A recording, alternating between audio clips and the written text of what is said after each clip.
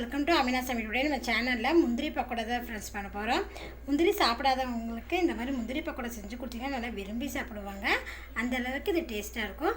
Evening ஸ்நாக்ஸுக்கு நீங்கள் இந்த மாதிரி முந்திரி பக்கோடா செஞ்சு கொடுக்கலாம். நல்லா கிறிஸ்பியான டேஸ்ட்டான ஹெல்த்தியான முந்திரி பக்கோடா எப்படி செய்யலாம்னு வீடியோவில் பார்க்கலாம். வீடியோக்குள்ளே போகிறதுக்கு முன்னாடி நீங்கள் இது வரைக்கும் அமினா சமையல் சேனலை சப்ஸ்கிரைப் பண்ணுங்கள். பக்கத்தில் இருக்கிற பெல் ஐக்கான் பண்ணுங்கள், கிளிக் பண்ணுங்கள்.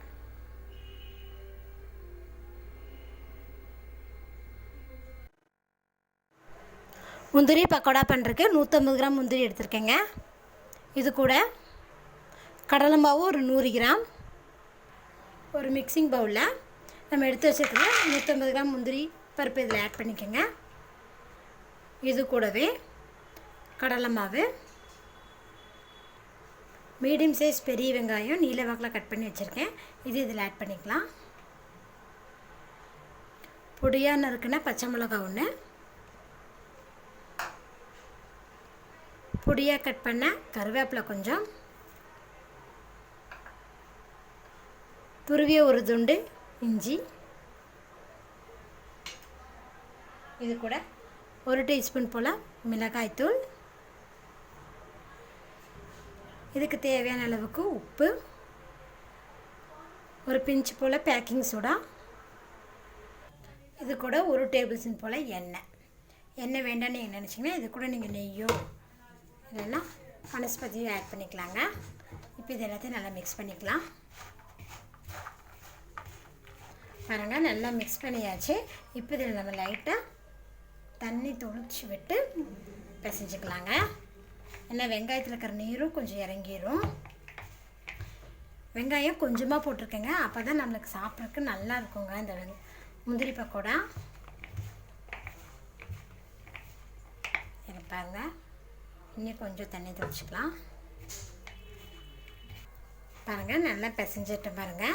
மாவு பாருங்கள், நமக்கு இப்படி கையில் ஒட்டணும், அப்போ தான் சரியான பதத்தில் இருக்குன்னு அர்த்தங்க.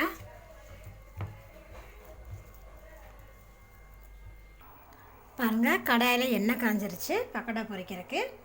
இப்போ கொஞ்சமாக மாவு எடுத்து நல்லா கையில் ஒரு உருண்டை பிடிக்கிற மாதிரி பிடிச்சிக்கோங்க. உங்களுக்கு எந்த ஷேப் வேணுமோ அந்த ஷேப்பில் நீங்கள் போட்டுக்கலாம். பாருங்கள், கொஞ்சம் கொஞ்சமாக போட்டு எடுத்துக்கலாம்.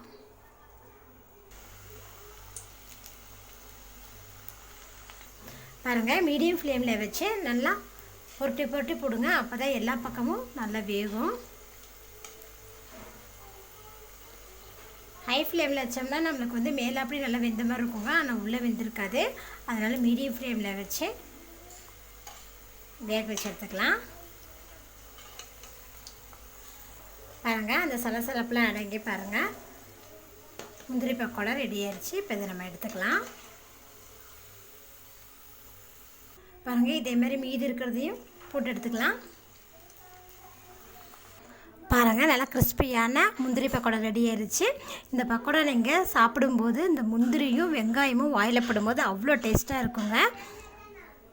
முந்திரி சாப்பிடாதவங்களுக்கு முந்திரியில் இந்த மாதிரி பக்கோடா செஞ்சு கொடுங்க, நல்லா விரும்பி சாப்பிடுவாங்க. இந்த வீடியோ பிடிச்சா லைக் பண்ணுங்கள். மறக்காமல் அமினா சமையல் சேனலை சப்ஸ்கிரைப்